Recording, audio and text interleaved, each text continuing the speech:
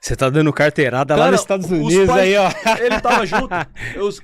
Os caras olharam pra mim e falaram, não é possível, cara. Eu falei assim, que aqui eles valorizam quem dá a vida. Mas você tá dando carteirada lá fora, hein, cara? Mas eu nem sabia que eu ia dar carteirada, eu mostrei o documento e eles me deram. Não, por que você não mostrou o RG ou o passaporte? Você quis dar eu não tenho RG desde 87, eu perdi meu RG. E não tirou? Se você pegar minha carteira, você vai ver, eu não tenho RG lá. Eu uso a minha habilitação. Eu uso minha habilitação. É que lá eu levo só o passaporte a funcional. Porque se os caras resolverem encrencar... eu já tomei 3 mãos pra cabeça lá. Você tá certo. Querendo ou não, você com a sua funcional lá tem um... Os caras te tratam melhor, né? Tratam melhor, né, cara?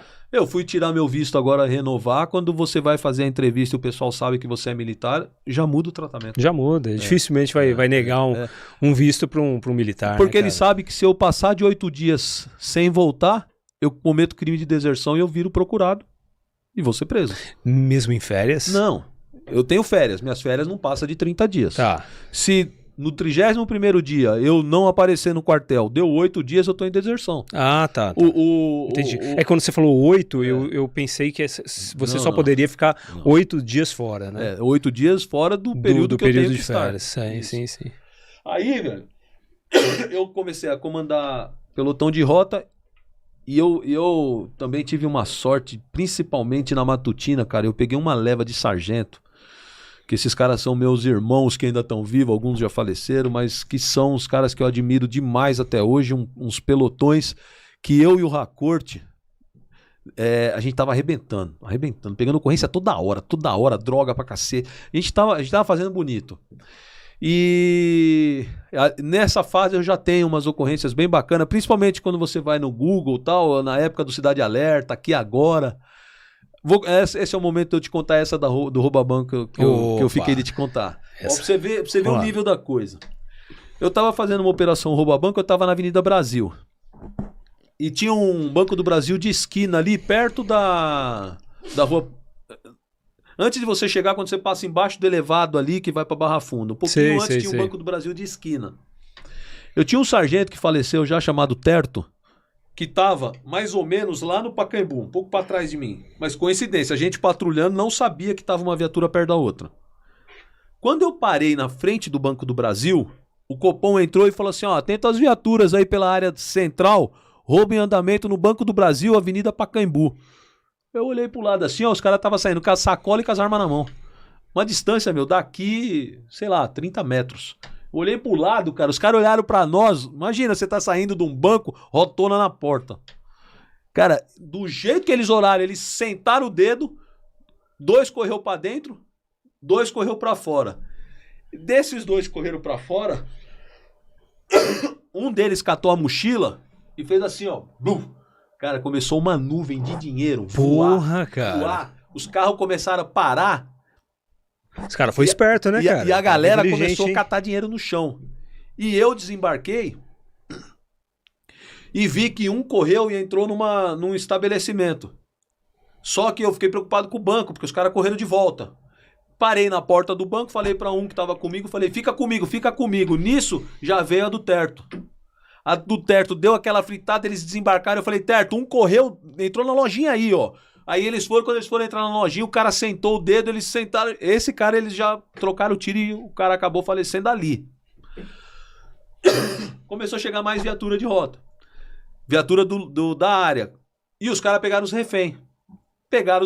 A gente começou naquele sai, larga. Bom, começou a enrolar e aí começou a chegar as equipes de rouba-banco.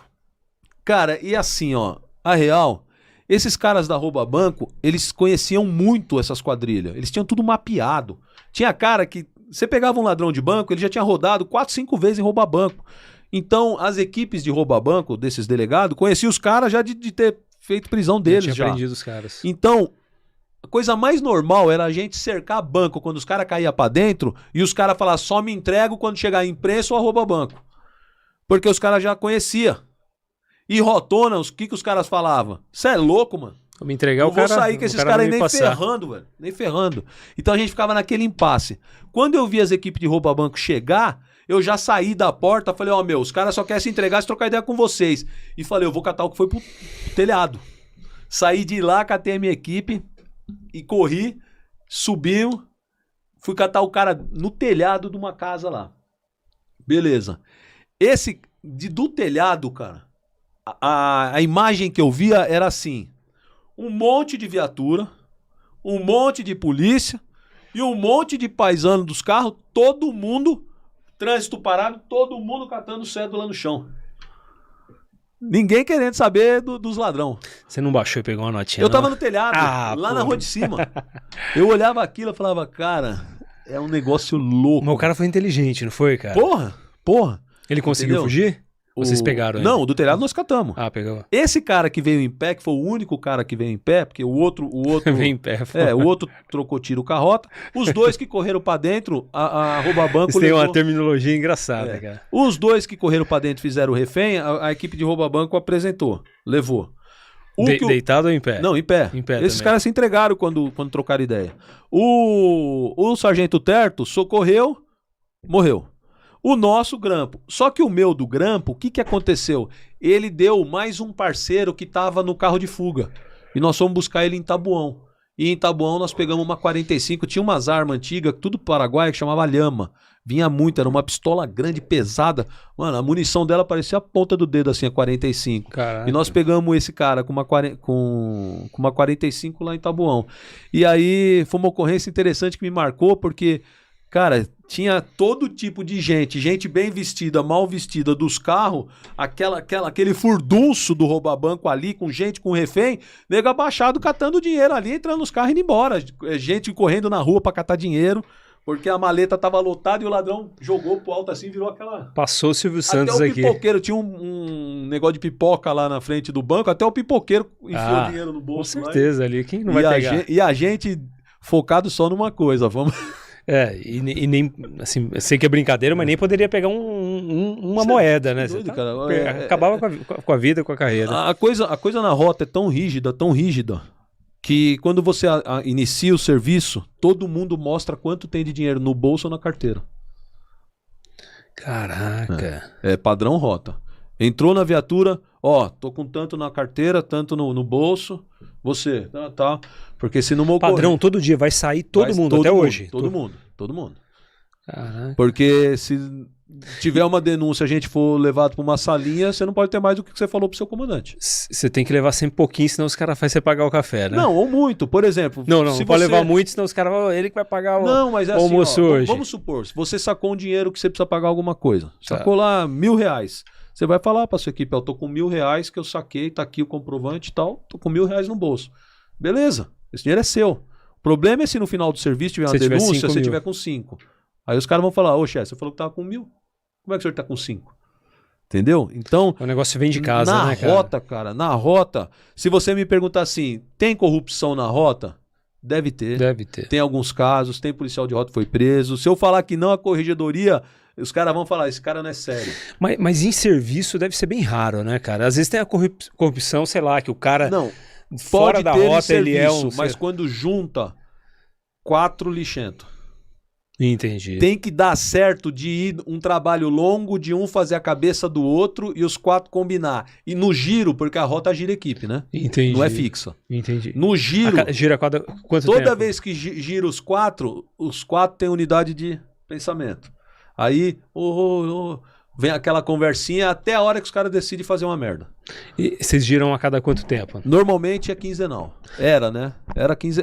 Eu fiquei muito tempo afastado. Eu saí em 2002. Hoje nós estamos em 2025. Entendi. Eu tô te falando o que eu vivi na rota. Entendi. Era de 15 em 15 dias. 15 dias você não cria laços com ninguém, né? É muito difícil, né? Você chegar num nível de intimidade de falar, vamos fazer alguma coisa errada. Pra errado. Porque para aquilo que a gente achava certo, o laço cria muito rápido. Entendeu? A hora que você começa a ter umas ocorrências muito cabeluda, tudo junto, e você vê como o cara age, você começa a confiar. Do tipo assim, eu trombo uma ocorrência e eu sei tudo que tem lá e tudo dá tudo certinho, você começa a falar, esse cara é decente, porque ele tinha a chance de ter feito outra coisa, não fez. Saquei. Entendeu? Você rapidamente percebe a índole de quem trabalha com você. É rápido. O policial que fala, eu não percebi que ele não prestava, é mentira. Ele foi omisso. Você passa, a gente é casado. Você fica 12 horas dentro do carro com sua mulher? Não. Imagina dentro de uma viatura, cara. Você fica muito tempo dentro de um carro com a outra pessoa. Você conversa de tudo. Você vê como ele reage a qualquer coisa que acontece. Se você falar que você não percebe que o teu parceiro é mau caráter, é mentira. É mentira. Você sabe. Entendeu? Então ali na rota é a mesma coisa. E não dá pra falar que tem alguém bobo ali. Eu sou bobão, não percebi, né, cara? Não dá, então, né? Então ali na rota eu tive muita sorte, muita ocorrência bacana. Vou contar uma que eu ainda não contei em podcast, que é legal também. Eu tava num domingo, cara, e a gente... A rota tem uma diferença de comando para o resto da polícia. Quando você é comando Força Patrulha, você entra das 6 às 18, das 18 às 6. Às 18, se a minha viatura do setor tiver com uma prisão em flagrante, eu vou embora, o outro tenente que entra me rende e fica acompanhando. Na rota, você só vai embora quando todas as suas viaturas recolherem. Então, um comandante de matutina, ele entra às 7 da manhã e deveria ir embora às 19. Raramente ele vai embora às 19. Todo dia você vai embora meia-noite, 1 da manhã. Você trabalha 17 horas. Só o tenente. Comandante. Que é o tenente, né, geralmente? Assim, você pode pegar um tenente retardado, eu vi alguns, que segurava todo mundo. Eu nunca fui assim. Eu falava assim, ó, só fica os necessários. Os envolvidos, por exemplo, sei lá, né? Tá lá preservando um local de crime. Aquela viatura vai terminar a preservar até a perícia liberar. Aí depois você vai embora. Eu vou ficar rodando ou no DP até a minha viatura, o delegado falar, acabei, pode ir embora descansar. Então a gente ficava, entendeu? Então essa doutrina de rota, ela fala assim, ó, o comandante recolhe junto com o último homem. Isso pros tenentes, cara, é muito desgastante, muito desgastante. E tem folga depois, você pega... Não é que é folga. Não tem, não? Às vezes tem reunião no dia de folga. Caralho. Não, o negócio é... Por isso que o rotariano, cara, ele é um cara... E você não pegou a audiência de custódia, né? Porque na sua época não tinha, né? Mas nem agora é a PM que leva. Ah, não é? Não. Não, mas se você estiver envolvido, você tem que ir lá prestar, né? Não, na audiência de custódia não. Os envolvidos não podem nem participar pela norma da audiência de custódia. Eu tenho amigos meus policiais que voltam e meia, eles têm que ir numa audiência. Não, aí você vai na audiência do julgamento. A gente sempre vai, até hoje. Tá, saquei. Essa é da hora, é sempre no dia de folga. Saquei. E também não tem... Os caras falam isso aí. Isso é um tesão. E é legal, porque o cara marca pra você se apresentar lá às 14 e a audiência começa às 17.